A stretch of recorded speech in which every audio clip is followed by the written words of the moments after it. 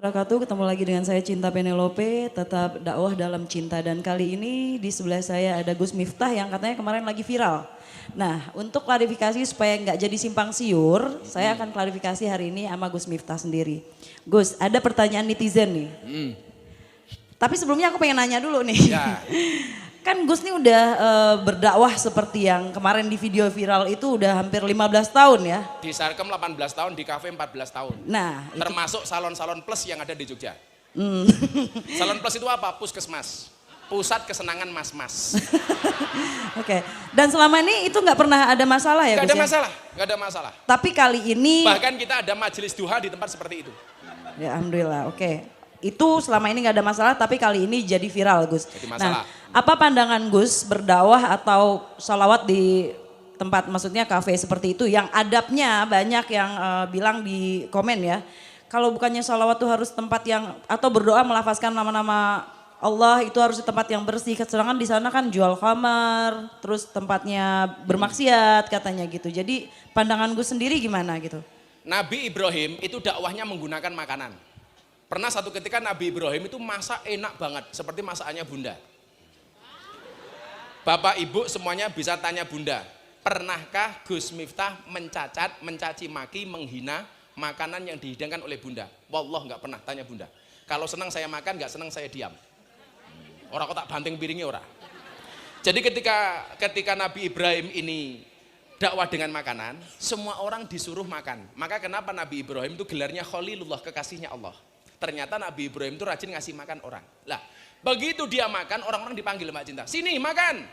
Agamamu apa? Nyembah siapa? Allah. Kamu makan, silakan. Datang lagi. Kamu nyembah siapa? Allah. Ayo makan. Kamu nyembah siapa? Allah. Ayo makan. Terakhir ada orang datang. Set. Kamu nyembah siapa? Kamu nyembah Allah enggak? Enggak. Saya enggak nyembah Allah. Enggak usah, kamu enggak boleh makan. Pergi sana. Akhirnya apa? Nabi Ibrahim ditegur sama Allah Subhanahu wa taala.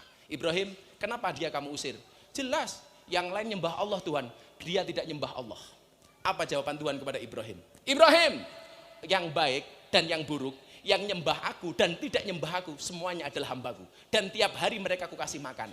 Lah kamu Ibrahim, cuman ngasih makan sekali saja kok kakean syarat. Terus gimana Tuhan? Kasih dia makan, walaupun dia tidak nyembah aku. Toh dia juga hambaku. Artinya apa? Akhlak yang ingin diajarkan oleh Nabi Ibrahim dan Nabi Muhammad adalah baik kepada orang baik dan tetap baik kepada orang yang tidak baik. Ya, saya ingat kata-kata Gus juga, katanya Gus hanya di dunia ini ada dua orang. Hanya ada dua model. Orang baik dan orang belum baik. Belum baik, bukan Ya. jelek. Ya, saya di sini adanya di tengah ya Gus. Jangan sampai nanti saya bilangnya mepet ke sini, jangan ya. Jadi intinya untuk Gus Miftah biasa dipepeti. jadi intinya tadi Gus pandangannya seperti itu. Tapi masalahnya ini masalah adab. Yang dipeributkan adalah masalah adab karena dalam melafazkan kita membaca ayat suci atau sholawat itu kan harus ada adabnya. Mbak Cinta pernah nggak ketemu dokter spesialis?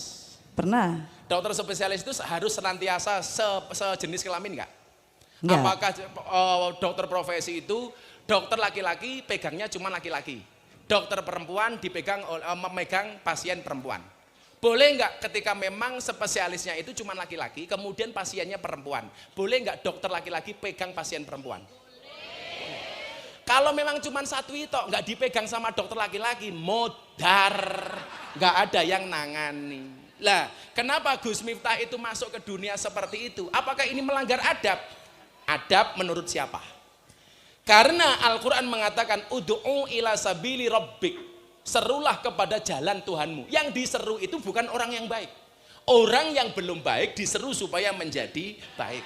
Amin. Kalau mbak-mbak kafe itu malam minggu paling tak suruh ke sini, nggak mungkin mau, wong mereka kerja. Apalagi malam minggu itu pasti malam yang paling rame untuk mereka. Nggak mungkin datang. Tapi saya acungi jempol 5 sama mbak-mbak Sarkem. Nggak cuma 4, 5. Siji, loro, 3, 4, siji ini golek dhewe. Mereka mau datang mbak ke sini mbak. Dari Sarkem dan teman-teman WTS itu mereka nyewa bis mbak datang. Walaupun setelah itu mereka kembali bekerja. Tapi kita tidak boleh menjadi hakim bagi mereka. Kenapa? Alaihissallah bi'ahkamil hakimin. Yang berhak menjadi hakim adalah Allah. Lah kenapa adabnya Gus Miftah sampai masuk ke sana? Karena nggak ada satupun orang yang mau datang ke sana. Kalau kemudian netizen tanya sama Gus Miftah, ini mbak, Yang barangkali Mbak Cinta nanti harus sampaikan. Kalau ada netizen tanya sama Gus Miftah, oh Gus Miftah ngaji di kafe itu karena motifnya ekonomi, karena duit dan lain sebagainya. Tanya Mbak Sarkem, Gus Miftah pengajian 18 tahun di Sarkem, konsumsi bawa sendiri, nasi bawa sendiri untuk mereka. Gus Miftah bagi mukena, Gus Miftah bagi sajadah, bagi Al-Quran. Nggak pernah dapat apa-apa, justru kita yang kasih mereka apa-apa. Supaya apa? Supaya hijrah ke jalan Allah Subhanahu wa Ta'ala. Kowe kudu iso ngono kuwi le ora ini. Ada lagi Mbak? Ya, ada lagi pertanyaan. Yang lebih pedes pertanyaannya apa? Aduh, saya takut nih, saya di kampung Gus Miftah nih. Oh, nggak ntar apa-apa. saya nggak bisa pulang. Oh, pulang. Nggak apa-apa, ntar bapak-bapak temenin saya pulang, kan bajunya sama. Cie. Bang Modus Gasim ya? langsung yes. Biasa, kalau host itu biasa kayak gitu. Modus. Biasanya kan Gus Miftah nyuarakan. Nih, ada sebuah pandangan, kenapa nggak diberitahu dulu gitu, maksudnya menggunakan pakaian sopan gitu kan, setidaknya tidak ada yang namanya zina mata yang beriringan dengan sholawat gitu. Kenapa sih nggak dikasih tahu dulu Gus gitu? Begini, belum tentu orang yang melihat itu nafsu dan belum tentu orang yang tidak melihat itu tidak nafsu. Banyak orang di kamar sendiri, nggak lihat apa-apa, tidur begini, tapi otaknya kemana-mana. Contohnya gue toh, ini di kamar loh. Fantasinya kemana-mana. Tapi banyak orang yang kemudian berjumpa dengan hal seperti itu sama sekali tidak ada pikiran apapun. Mbak, kalau memang saya harus nakal, sudah 18 tahun.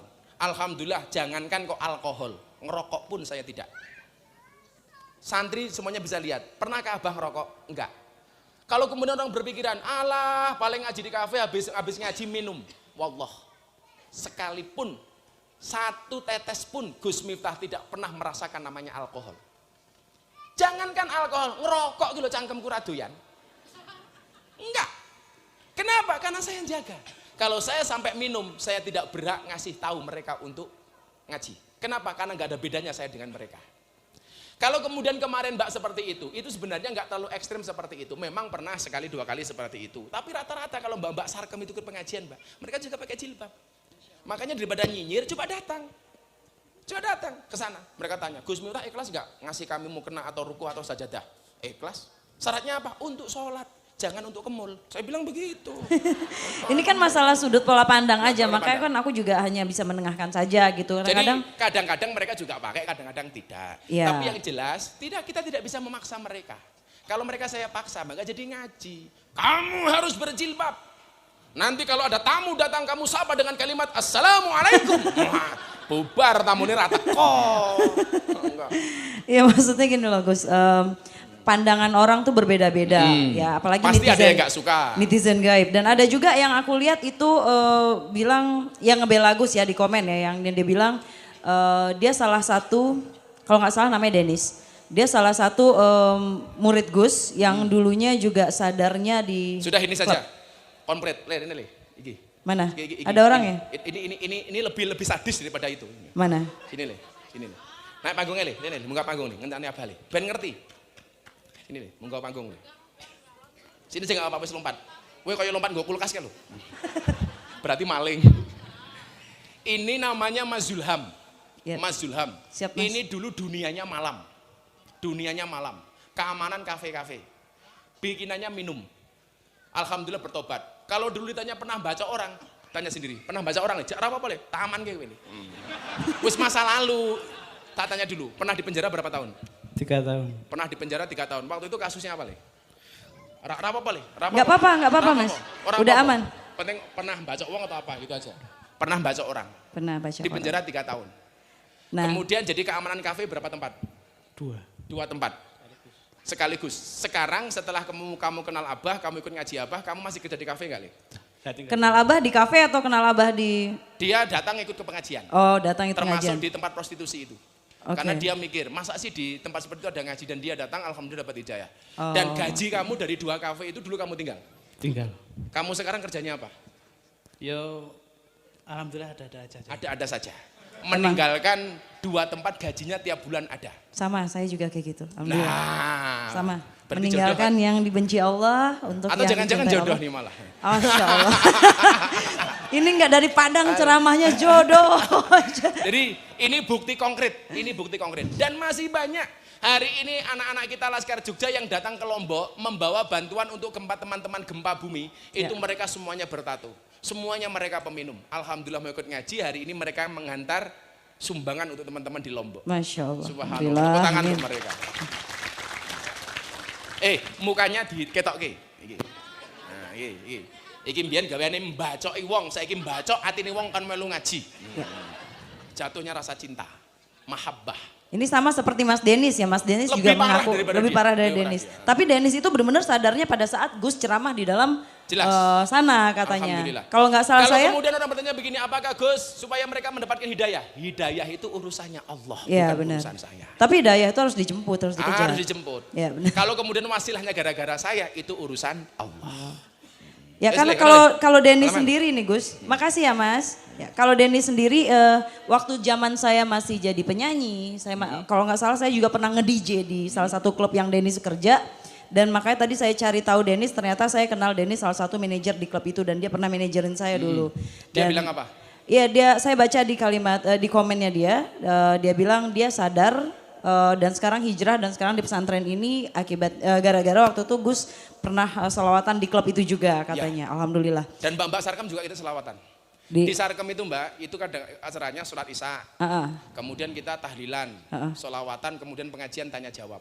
Oke, tunggu aku mau nanya sedikit Gus, mumpung aku ingat ya. Apa? Ini pertanyaan dari aku pribadi. Gus pada saat sholawatan itu bener kayak kemarin di Bali ya, aku lagi di Lombok, itu Gus di Bali. Di Bose Bali. Iya Bose Bali ya kan. Itu nungguin orang pulang dulu atau orang lagi jedang-jedung Gus masuk? Itu memang sengaja kita kumpulkan. Kalau pengajian itu kita kumpulkan, baik karyawan maupun mereka tamu yang mau datang. Di jam berapa? Itu sebelum acara. Sebelum acara? Sebelum acara dugem. Oh sebelum acara dugem. Oke, berarti nggak jedung-jedung. Jadi sebelum mereka dugem, dunia gemerlap, kita dugem dulu, duduk gemetar. La ilaha illallah. Ya ini sebenarnya ini pertanyaan yang hampir sama seperti tadi Gus ya. Cuman ini dari netizen juga masih tetap menanyakan ini. Kalau tempat itu tergolong tempat yang terdapat najisnya, lalu melafazkan kalimat Allah dan salawat di dalam sana. Sebagian pandangan menyamakan itu dengan seolah melafazkan kalimat Allah di dalam kamar mandi. Gimana tuh menurut Gus? Mbak Cinta pernah masuk toilet? Pernah? Kalau masuk toilet itu doanya apa? Belum belajar. Allahumma inni a'udzubika minal khubusi wal khobais. Allahumma. Yang namanya doa masuk toilet itu doa dulu baru masuk. Setelah kita selesai buang hajat, ada nggak doa keluar toilet? Ada. Kalau ada doa keluar toilet itu membaca dulu baru keluar atau keluar dulu baru membaca? Membaca dulu. Tapi kan baca dalam hati Gus. Apanya? Bacanya dalam hati bukan? Membaca doa ketika keluar dari toilet itu tidak harus sirri. Begitu kita mau keluar, alhamdulilladzi adzaba ma yu'dhini wa abqa fi ma yang fauni sambil keluar. Itu boleh. Boleh. Itu boleh. Ada ulama yang mengatakan kalau kamu berwudu di dalam toilet, di dalam kamar mandi ada toiletnya, maka doanya adalah sir. Ada yang mengatakan seperti itu. Yeah. Ada yang kemudian kita keluar dari kamar mandi berdoa, alhamdulilladzi adzaba anil adza. Itu boleh. Boleh ya? Boleh. Yang tidak boleh itu berlebih-lebihan Mbak. Mentang-mentang malam ini mau selawatan di Pandai Oraji, lupa dengan syairnya mandi sambil duduk di toilet, ngingat-ingat sholawatnya. Sholatullah salamullah, itu nggak boleh. Itu namanya berlebih-lebihan. Oke. Lebay. Nih ada salah satu murid lagi nih Gus ya, salah satu murid dari guru Gus. Yang salah satu murid dari guru Gus piye. Iya, jadi Gus punya guru katanya dan dia salah satu dia salah satu murid juga gitu, tapi murid baru. Gus kan senior, dia masih junior. Cuman dia ada dengar kabar gurunya ini sayang sama Gus, tapi Gus ini agak nakal katanya. Nah, itu gimana? Kira-kira Gus tahu nggak siapa gurunya? Lah kalau Gus emang nakal. Kalau nggak nakal nggak mungkin mereka cinta sama Akyu. Siapa tuh Pak gurunya? Iya saya nggak tahu, dia cuma nulis di komen itu. Dia itu Gus Miftah itu adalah gurunya itu sama dengan saya, tapi guru saya bilang kalau Gus itu agak nakal, tapi guru saya sayang sama Gus. Kalau saya itu nakal dari SMP Mbak. Dari SD udah nakal. Jadi kalau kemudian ada orang, oh dasar Ustadz nakal, emang nakal. Karena binaan saya santri-santri nakal. Bagaimana saya mau nangkap maling kalau saya tidak tahu ilmunya maling. Yang nepokin banyak, aku takut pulang. Tunggu, ini ada pertanyaan agak pedes sedikit ya. Agak berani nggak ya? Berani. Bu, ini pertanyaan dari netizen ya Bu, bukan dari saya. Nggak apa-apa ya. Santai, mereka itu orang-orang yang besar dadanya. Artinya baik hatinya. Amin, amin. Kempes.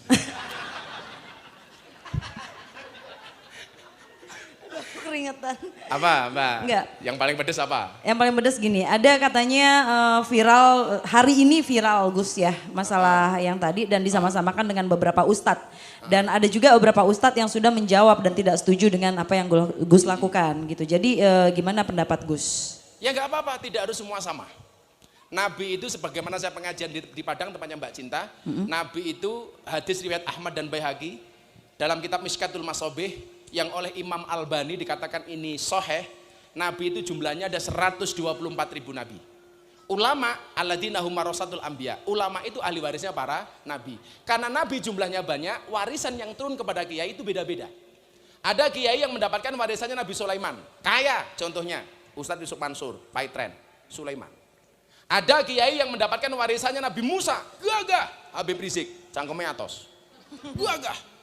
Ada kiai yang mendapatkan warisannya Nabi Ayub, sabar umpamanya. Kayak Habib Lutfi, Pekalongan, sabar beliau, sabar.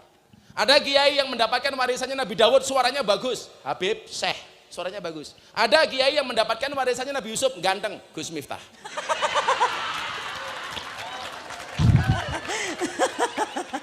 Lah, orang itu Mbak, itu punya spesialis masing-masing. Kalau saya diminta jadi seperti Ustadz Abdul Somad, lah saya itu apanya Ustadz Abdul Somad? Beliau orang luar biasa, orang yang alim alamah. Ya pasti saya tidak bisa seperti Ustadz Abdul Somad. Kalau saya kemudian berdakwah dengan cara Ustadz Adi Hidayat, beliau ahli Quran, ilmunya matang dan luar biasa. Kalau saya diminta seperti Habib Rizik, jelas nggak bisa. Walaupun muka saya juga sangar seperti Habib Rizik. Enggak. Maka kemudian saya berdakwah sesuai dengan kemampuan saya. Kebetulan tidak semua ustadz itu diterima di dunia malam. Saya seringkali membawa teman ustadz masuk ke dalam, ditolak mentah-mentah sama mereka. Satu ketika ada ustadz dari Jakarta masuk ke Sarkem. Gus, ini bisa nggak ngaji? Silahkan, tapi saya nggak bisa mendampingi karena saya ada ngaji di Jawa Timur. Begitu saya sampaikan ke Bapak Sarkem apa? Kalau nggak ada Gusnya nggak usah ngaji ke sini. Saya tanya sama mereka, kenapa kok sampai seperti itu? Karena setiap kali ada ustadz datang kemari, kami hanya dihakimi. Tidak bisa mengambil hati kami sebagaimana yang diajarkan oleh Gus kepada kami. Itu. Jadi gimana ibu-ibu, teruskan perjuangan? Terus ya? Terus ya? Jadi kalau kemudian ada yang tidak sependapat, nggak apa-apa. Luar biasanya apa? Tapi Gus siap ya? Oh siap. Siap, kalau seandainya Gus ntar tiba-tiba besok diundang di acara Mbak, TV, dihadapin dengan beberapa orang itu kemudian, gitu. kenapa tadi saya bilang mahabbah rukun? Orang itu nggak bisa rukun. Itu menurut Ibnu Athaillah As-Sakandari dalam kitab Hikam, itu sebabnya karena dua. Karena satu merasa diremehkan, yang kedua karena merasa diganggu. Dan ketika Gus Miftah diremehkan, Gus Miftah nggak apa-apa. Nggak apa-apa. Nggak pernah sakit hati. Ini lucu, kita sholawat di kafe dengan sholawat yang nggak setuju, misuh-misuh sama Gus. Anjing, setan lu. Pertanyaan saya, yang sholawat lebih baik mana? Yang sholawat di kafe apa yang misuh-misuh? Sholawat. Yang sholawat kan dibisuh-bisuh. Tapi apakah Gus Miftah sakit hati? Enggak. Karena apa? Karena kita tahu. Uang 100.000 itu walaupun diinjak-injak kayak apapun itu tidak mengurangi nilainya. Uang yang 1.000 rupiah walaupun dinaikkan melalui layang-layang tetap saja dia tidak bisa lebih dari 100.000. Coba saya tanya sekarang. Ini Mbak, ini pelajaran sama Mbak Cinta. Coba saya tanya, ibu-ibu pilih mana? Uang 100.000 dikencingi kambing atau uang 1.000 disiram minyak wangi? Anda pilih mana? Uang 1.000 minyak wangi atau uang 100.000 karena dikencingi sama kambing? Tetap milih 100.000 walaupun ada kencing kambingnya 100.000. 1.000 nggih apa? Artinya apa? Kalau memang dasarnya orang itu baik, mau dihinakan seperti apapun tetap saja dia akan kelihatan baiknya. Kalau orang itu jelek, mau dinaikkan seperti apapun tetap saja kelihatan jeleknya. Lah Gus Miftah yang mana? Sing elek. Saya yang jelek Mbak. Jadi mau dipuji-puji mereka saya tetap jelek. Ya karena gini loh, aku hanya menengahkan karena beda pola pandang, sudut pandang. Dan yang pasti Gus punya alasan tersendiri ya gitu loh. Ya saling dan hanya Gus mendoakan yang tahu. saja, watawasaw bil haqi watawasaw bisober. Ya. Antum dakwah dengan cara antum, biarkan saya dakwah dengan cara saya. Jangan kemudian bawa-bawa nama Banser. Banser Ya. gak ada urusannya. Jangan kemudian kalau ada pengajian ditolak itu seolah-olah pasti Banser. Kalau toh kemudian ada itu hanya oknum. Jangan kemudian mengatakan yang ngaji di masjid diusir, bubarkan sama Banser. Yang ngaji di tempat maksiat, kenapa enggak dibubarkan sama Banser? Ini urusannya dengan Gus Miftah, enggak dengan Banser. Enggak dengan banser.